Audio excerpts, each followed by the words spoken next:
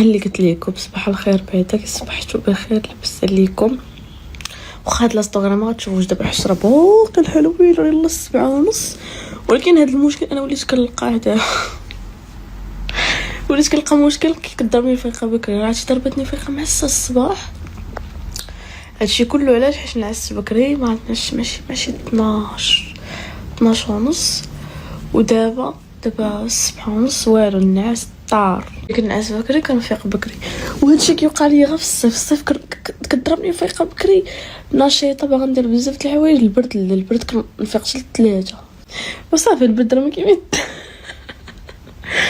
يا اختي دابا هو طار عليا الناس ويلا 7:30 ديال الصباح. نوريكم غندير انا دابا شنو ندير كيميت دابا.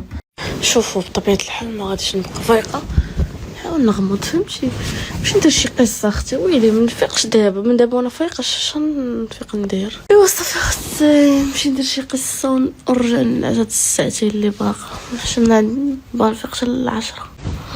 عندي غير حتى ل10. ايوا صافي I love you.